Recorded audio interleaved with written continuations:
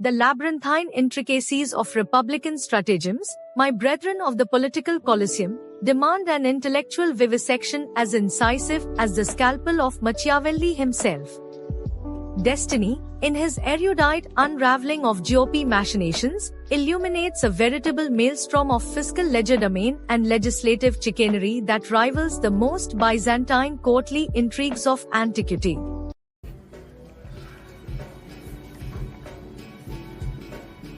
Yesterday, and the day before, I've been talking about making Republicans feel me.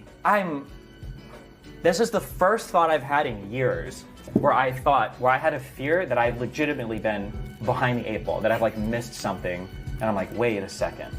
So I was thinking like, okay, we need to do things so that if the Republicans they feel the pain of those, okay? And we need to be able to take credit for things that we do. And if like they fuss, then the voters need to know who. And then I tried to think of like, how can we do stuff like that?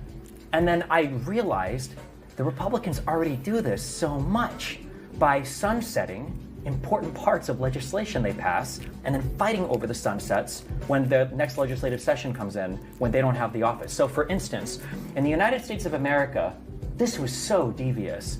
In the US of A, Donald Trump had, when we pay taxes, there are different types of tax we pay, and one is called, I think, a payroll tax, which is for, it's called FICA, and it stands for the Social Security or retirement pay, and it stands for Medicare, like old person's health care. Donald Trump made it so that you didn't owe any of those taxes. But if you didn't renew the bill after the next president came in, not only would they come back, you would owe the back taxes. That's insane.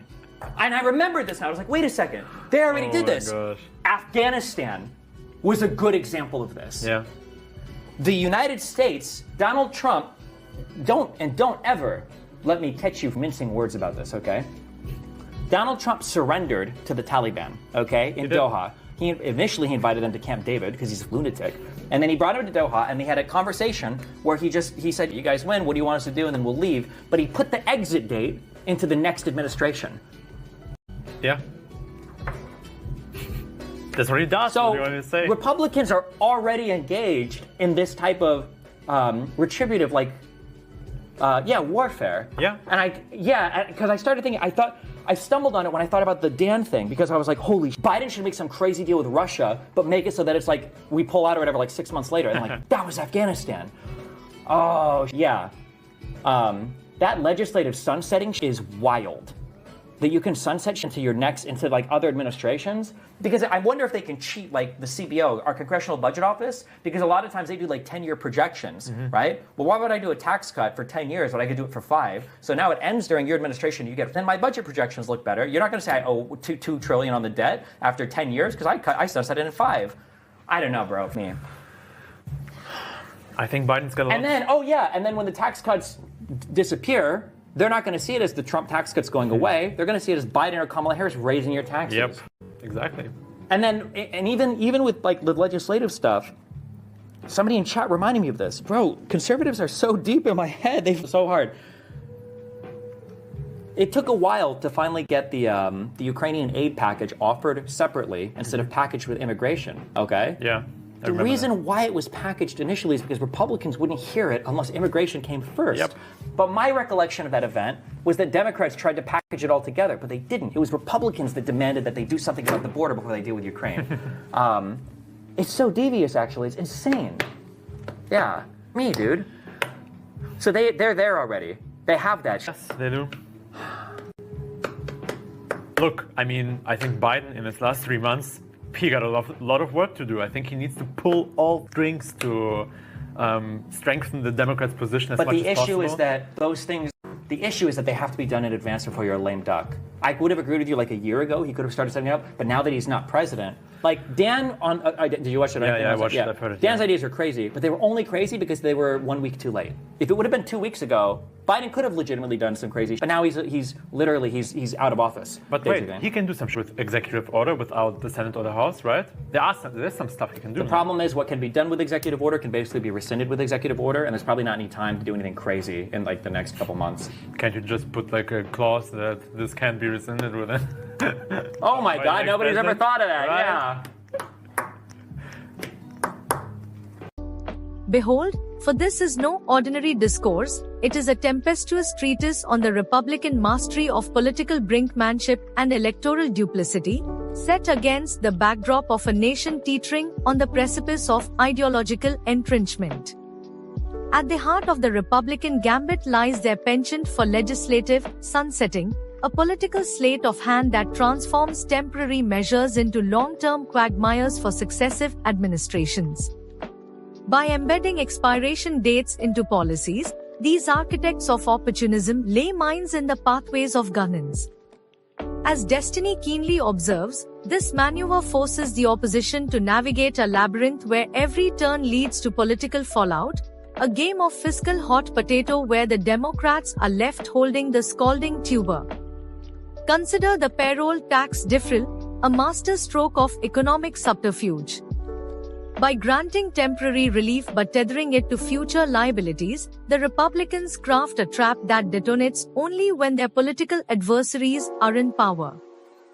Destiny's commentary on this maneuver is a clarion call, a siren warning of the devastating optics this creates for Democrats.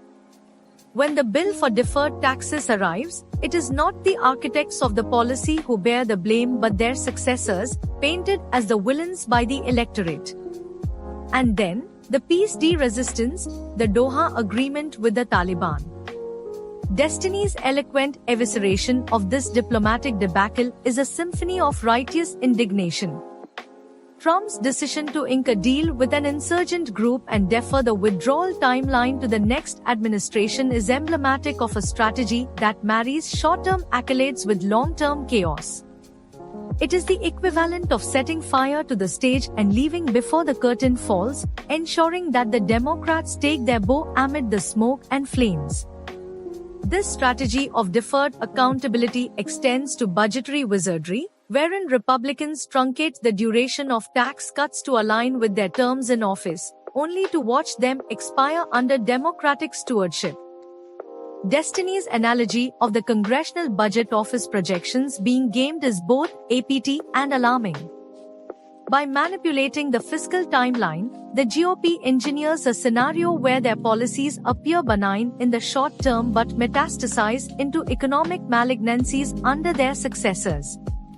The Ukraine aid package, tethered to immigration reform, exemplifies the GOP's tactical entanglement of unrelated legislative priorities. Destiny astutely dissects this maneuver as a masterclass in political hostage-taking.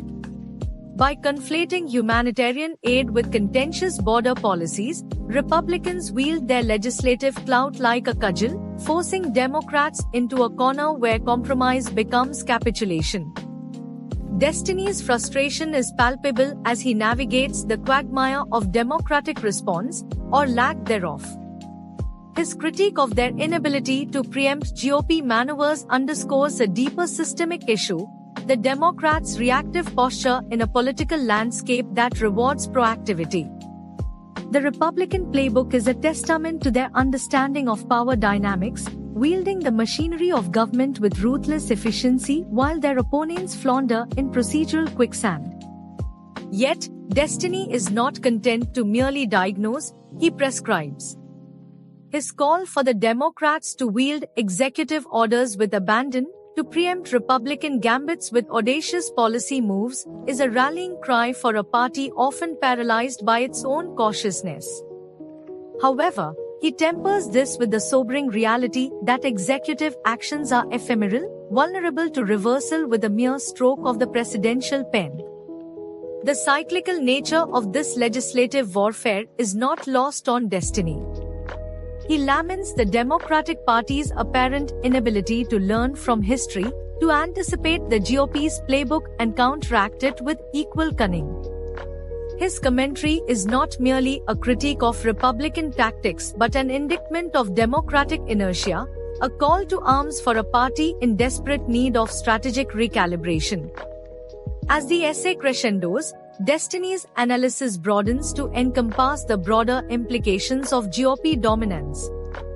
Their mastery of narrative, Their ability to frame Democrats as tax-raising, immigrant-coddling elitists is a testament to their control of the cultural zeitgeist.